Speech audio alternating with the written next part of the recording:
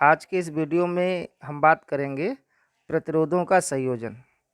तो देखो, ये जो वीडियो है ये बहुत इम्पोर्टेंट है क्योंकि ये 10th क्लास, इंटरमीडिएट और डीएलएड फोर्थ सेम सभी के लिए इम्पोर्टेंट है। तो देखो, प्रतिरोधों का जो संयोजन है वो दो प्रकार से होता है। श्रेणी क्रम संयोजन यानी कि इन सीरीज कॉम्बिनेशन, और सेकंड होता है समांतर क्रम या पार्श्व क्रम। समांतर क्रम को ही क्या बोलते हैं? पार्श्व क्रम, यानी कि इन पैरेलल कॉम्बिनेशन। तो देखो, पहला देखते हैं कि श्रेणी क्रम संयोजन क्या होता है। देखो, श्रेणी क्रम संयोजन, तो देखो श्रेणी क्रम संयोजन का ये सर्किट डायग्राम इसमें शो किया गया है। तो देखो इसमें क्या है, इसमें ए बी सी और सी डी तीन रेजिस्टेंस लगे हुए हैं। अब देखो, श्रेणी क्रम संयोजन का पहचान आप कैसे करेंगे कि अगर कोई सर्किट डायग्राम आपको दिया हो न्यूमेरिकल में, तो आप कैसे पहचान करेंगे ये श्रेणी क्रम संयोजन है। तो देखो, इसका एक सबसे बढ़िया तरीका है कि इस संयोजन में पहले प्रतिरोध का दूसरा सिरा दूसरे प्रतिरोध के पहले सिरे से जुड़ा होता है।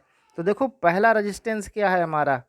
R1 है। तो R1 का देखो दूसरा सिरा क्या होगा? ये होगा, और ये दूसरे रेजिस्टेंस के पहले सिरे से जुड़ा होगा। तो ये दूसरे रेजिस्टेंस का पहला सिरा क्या होगा? ये होगा। ऐसे दूसरे रेजिस्टेंस का दूसरा सिरा तीसरे के पहले से जुड़ा होगा। तो देखो, दूसरे रेजिस्टेंस का दूसरा सिरा क्या है? ये है, और तीसरे रेजिस्टेंस का पहला सिरा ये हो जाएगा।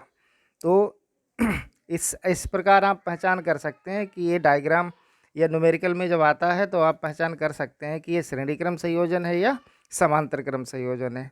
तो ध्यान रखना कि पहले प्रतिरोध का दूसरा सिरा दूसरे प्रतिरोध के पहले सिरे से जुड़ा होगा। ऐसे ही दूसरे प्रतिरोध का दूसरा सिरा तीसरे के पहले सिरे से जुड़ा होगा। तो ये जो कंडीशन अगर फॉलो हो रही है तो वो क्या होगा? श्रेणी क्रम संयोजन होगा। तो देखो, सर्किट में क्या है, हमने ए बी सी और सी डी तीन प्रतिरोध लिए हैं, R1, R2 और R3। देखो, ये एक सेल लगा रखा है और इस पूरे सर्किट में धारा क्या फ्लो हो रही है? आई हो रही है। तो धारा भी ध्यान रखना, धारा क्या होती है? धारा हमेशा प्लस से माइनस की ओर फ्लो होती है। तो देखो, एरो से शो किया गया है धारा कैसे से हो रही है? प्लस से माइनस की ओर। तो श्रेणी क्रम संयोजन में धारा सेम रहती है, यानी कि श्रेणी क्रम संयोजन में धारा सेम रहती है, पूरे सर्किट में सेम धारा होगी, बट पोटेंशियल विभवांतर इसका जो भी होगा विभवांतर अलग अलग होगा। कैसे? देखो, प्रतिरोध ए बी यानी कि R1 में विभवांतर क्या होगा? B1 होगा। ऐसे ही R2 में विभवांतर क्या होगा? B2 होगा। और R3 में पोटेंशियल कितना होगा? V3 होगा।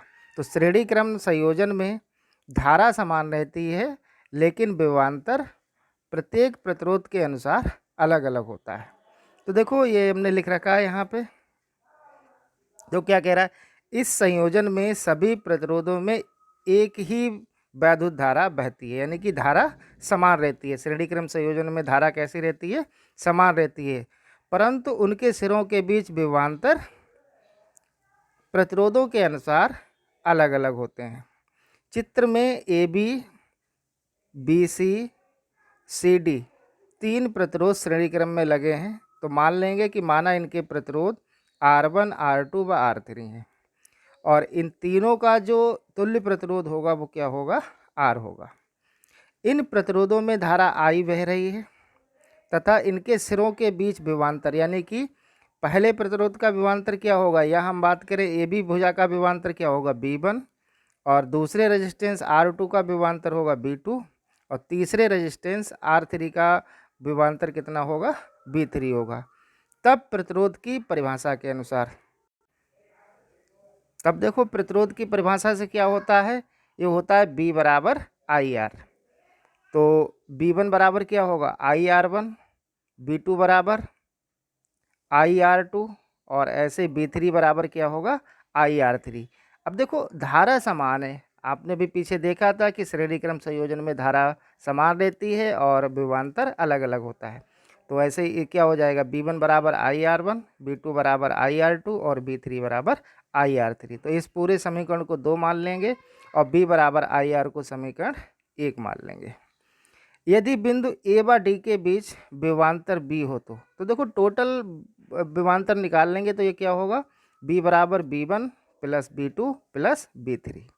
तो समीकरण 1 और 2 से इस समीकरण में क्या करेंगे, वैल्यू पुट कर देंगे। तो देखो B बराबर क्या है IR, और ऐसे ही B1 B2 और B3 के मान लगा देंगे तो ये आ जाएगा B क्या लगाया तो B बराबर B की जगह पर रखेंगे तो क्या आएगा IR, और B1 की जगह IR1 प्लस B2 की जगह IR2 और प्लस B3 की जगह IR3। तो देखो इस समीकरण के RHS में क्या है, I कॉमन है तो I कॉमन ले लेंगे तो क्या बचेगा R1 plus R2 plus R3। तो यहाँ से क्या होगा, I से I कैंसिल हो जाएगा तो क्या बचेगा R equal to R1 plus R2 plus R3। तो यही क्या आ जाएगा हमारा श्रेणी क्रम संयोजन का सूत्र होगा। तो R equal to R1 plus R2 plus R3 बराबर, तो ये क्या होगा, यही श्रेणी क्रम संयोजन का सूत्र है।